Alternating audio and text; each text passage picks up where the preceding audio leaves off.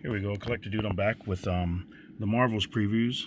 This is going to be October for December 2021. Want to catch up on this one. The Heroes Will Fall.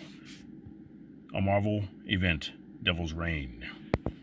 Man, they're always falling or something's going on. Always under attack. The Multiverse's Mightiest Heroes. Avengers Forever. #1. That looks cool. That's a really cool car. I watched the clips from the Agents of S.H.I.E.L.D. show when they show Ghost Rider. Really cool in the car. Wow. Now we got Chip Zdarsky's coming back. He's got the art, doing the writing, and Mark Cicchetto. Interior art from Devil's Reign #1. He's got a looser fitting costume. That looks cool. I hate you. There's so many things to hate, really.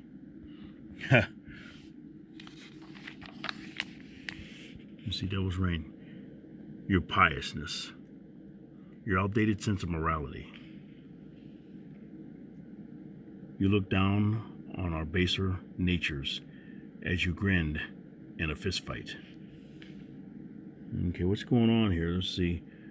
You put on the airs of a saint tasked with succumbing to violence, even though you're truly the devil. But you're also someone else, someone human, under that dang mask. Wow. You and your friends, you wear them with pride. But there's no pride in secrets. Man, what's going on? Everybody's in this one. And secrets can only remain that way for so long. Now, what is going on here? We're going to find out. I'm going to destroy your friends, every last one of them. I will drag all their secrets out into the light and watch them burn. But you can stop it, Daredevil. By answering one simple question. Who are you? Who is under that dang mask? Answer me. Answer me!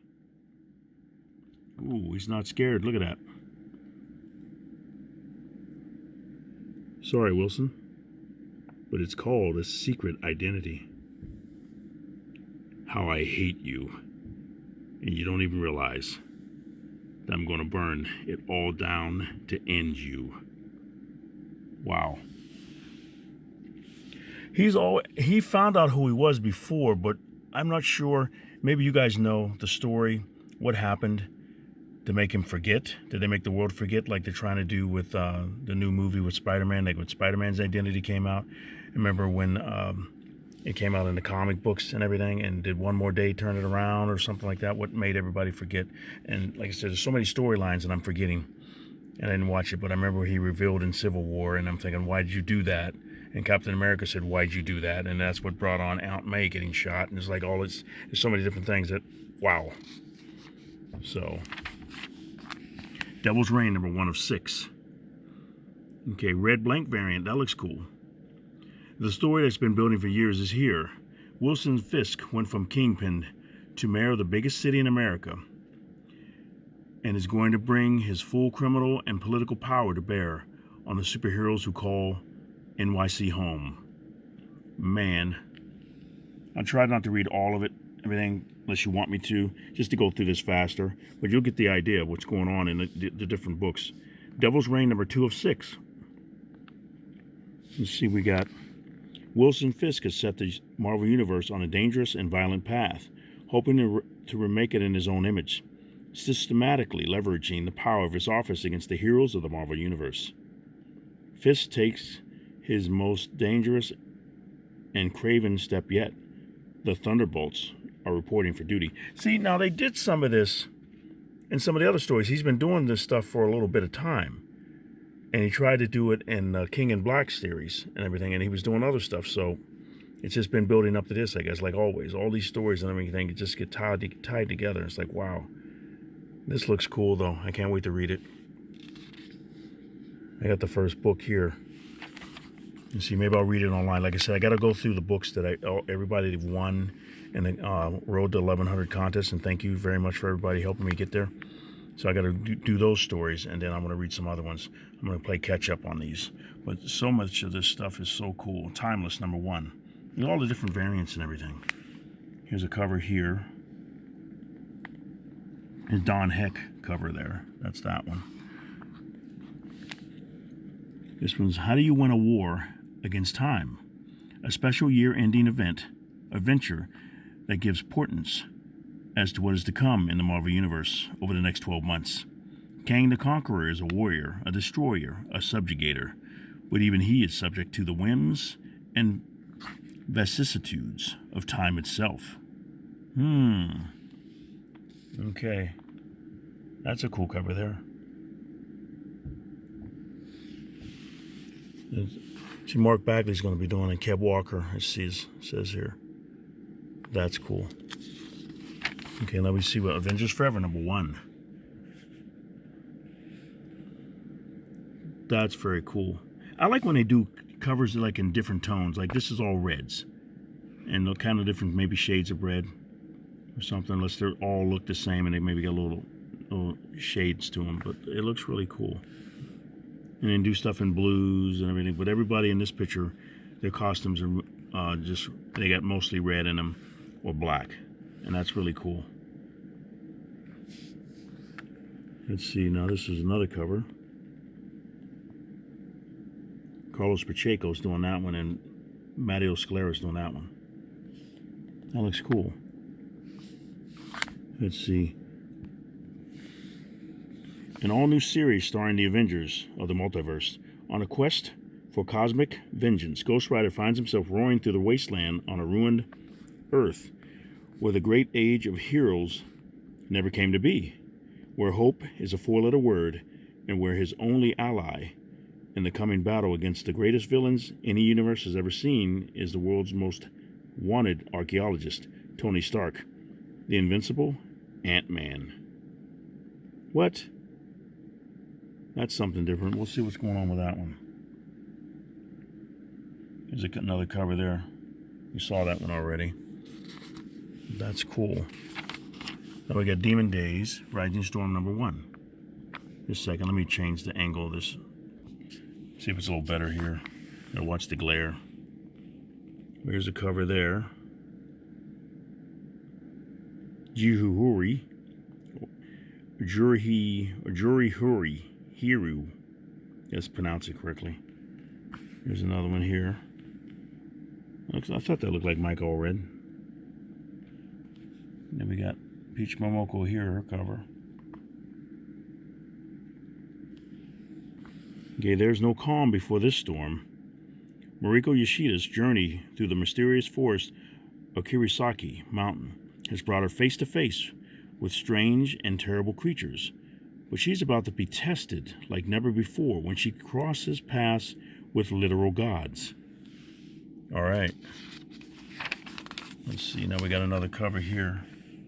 Demon Days XMen.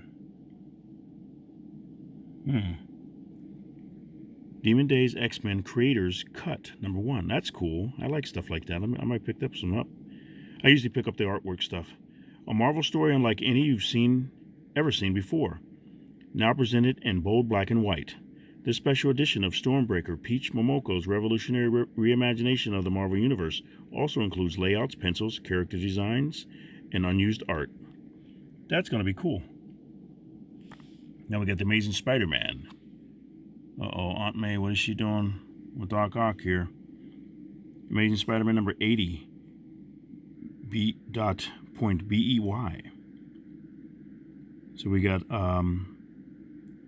with her nephew at death's door, May Parker is not just going to sit around accepting that Peter's ailments aren't solvable with conventional means. Aunt May is going to seek unconventional means by the way of her ex-fiancé, Dr. Octopus.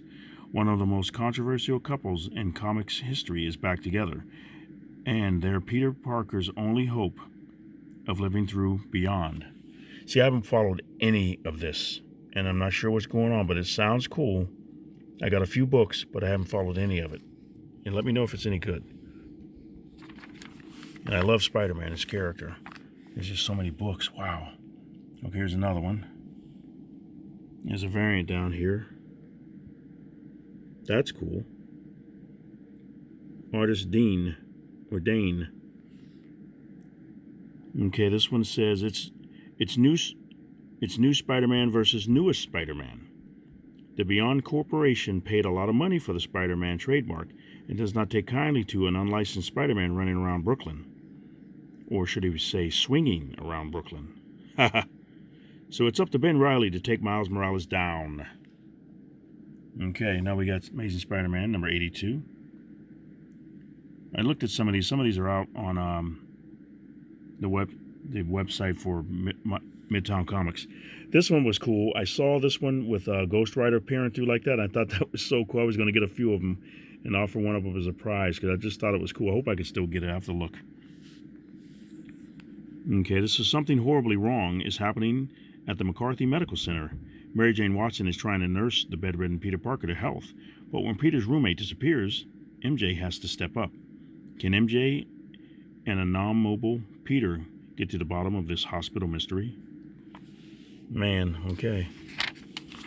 Now we got this one. Here's Spider-Man 83.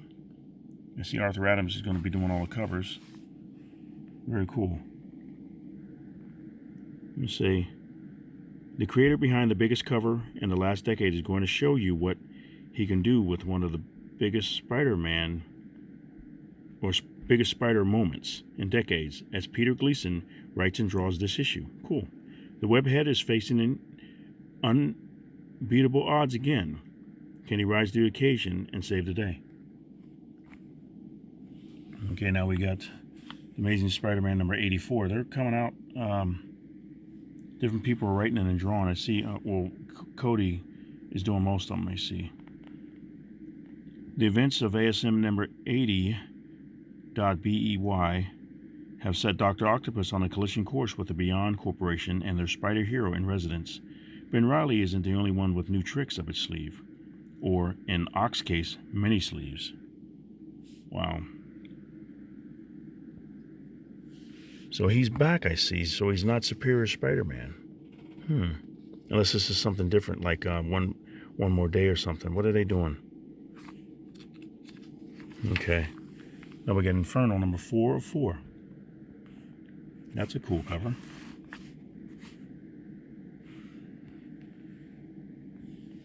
That's cool. To Embers. Jonathan Hickman's time on X-Men ends with the dramatic conclusion of one of the first and best mysteries he brought to the line. Valeria Sheety returns on art to help bring down one of the foundations of the era. Now we got Infernal over here. That's a cool cover. That's cool.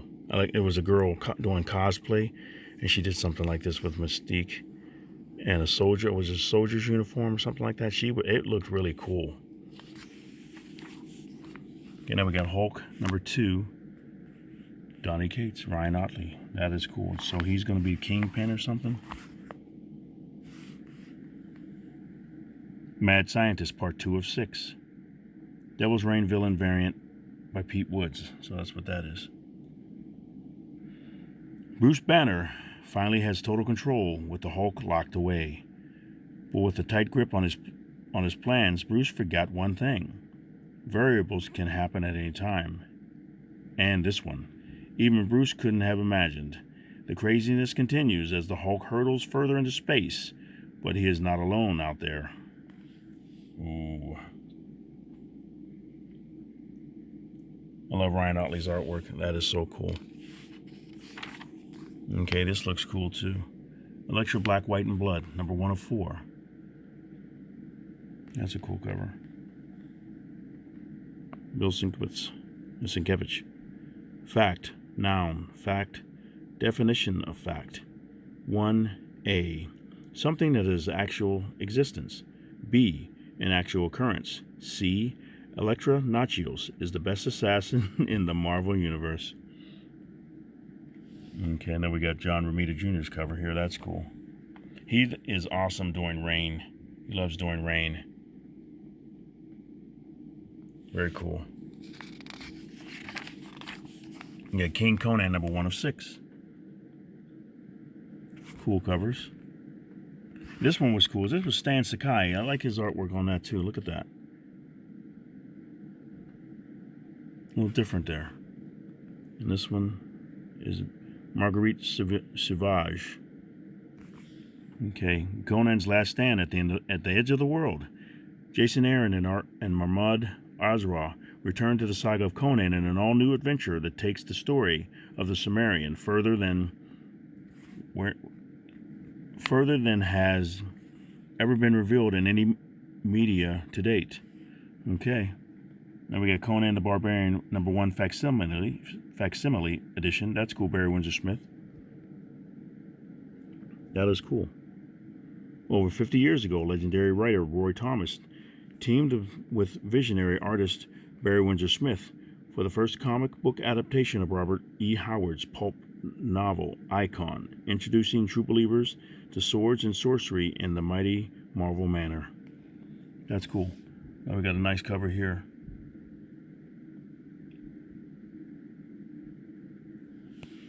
Wow. And we got interior art. Make sure this interior art right here. Cool. I don't know if it's going to have words or not. You just have to look at the story or something with this. So you got to have really good layout to do that. We don't put any words in it. And lead people through the story. King Conan, this is cool too.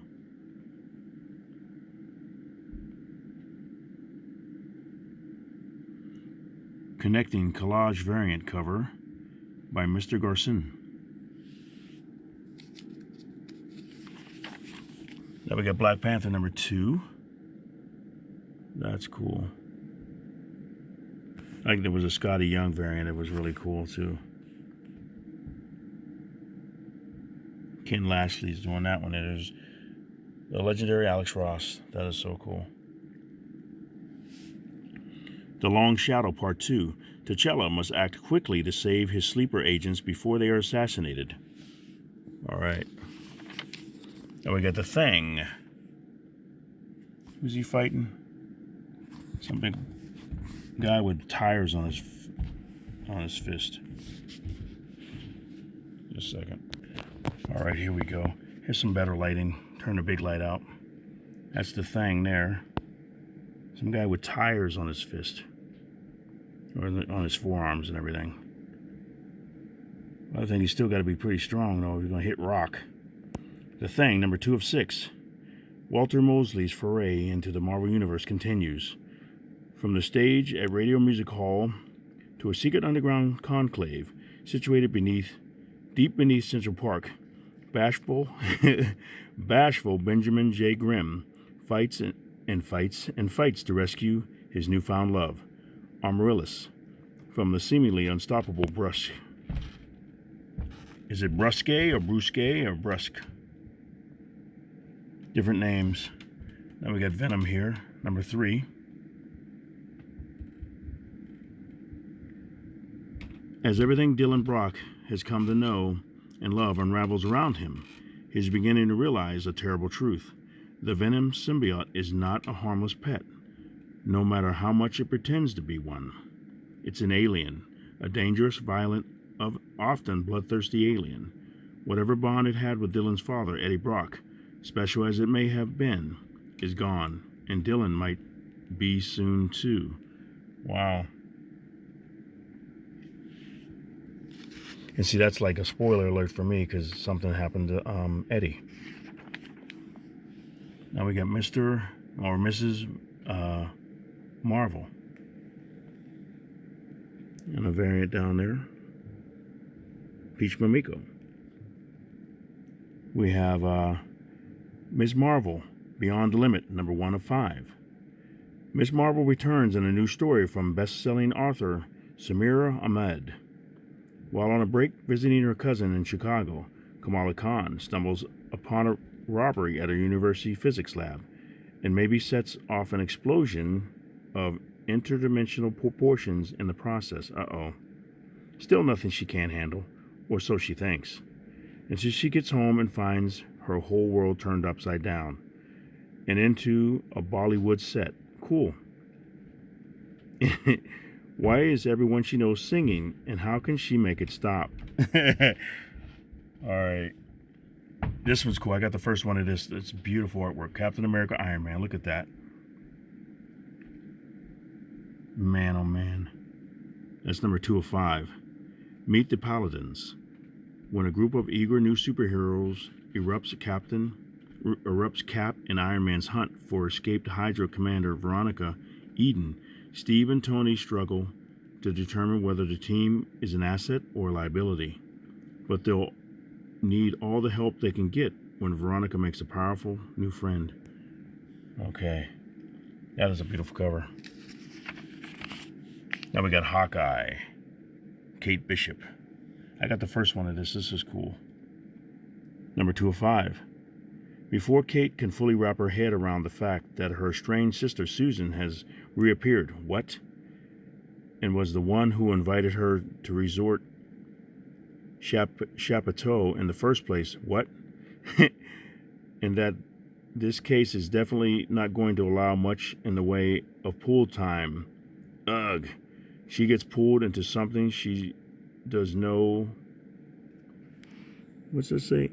She gets pulled into something she does know how to handle. Okay, that must be doesn't. A little girl staying at the resort has gone missing. But in spite of the fact that she's basically an Avenger, the resort staff don't want her investigating. So now Kate has 3 mysteries on her hands. Where's the girl? What is the resort hiding? And what does this have to do with her family in the first place? Okay.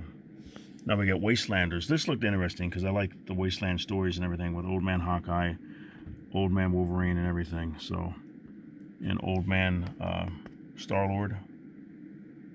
And what's this old lady Black Widow? Spinning out of the Old Man Logan universe, welcome to the post-apocalyptic Wastelands, a world where heroes can die, villains can win, and the constant struggle to survive is magnified by threats both personal and cosmic. Man. Okay, now we got Wastelanders Wolverine. Number 1. Stephen S. DeKnight leads the return of the Wastelands of Old Man Logan. The supervillains united and took out most of the world's superheroes decades ago. And while the man known as Logan attempted to live a life of peace, he had to pop the claws once again to do what he does best. But saving the day looks different with the baby Hulk under his care. Wow. Because I remember some of the story. I remember what happened. So I'm still I got to catch up reading that other stuff because this is going to be good.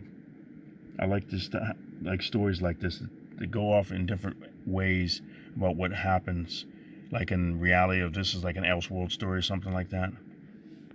Now we got Wastelanders Hawkeye. Deadly accuracy.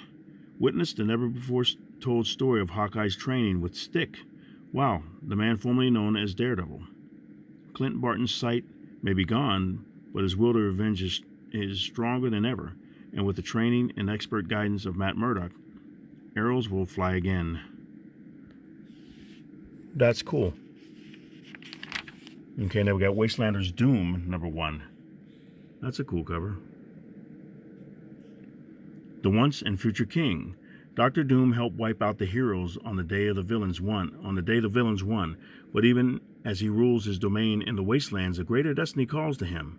When a mysterious power blocks his oversight of a particular region, what he discovers will have ripple effects across the Wastelanders' stories. Okay.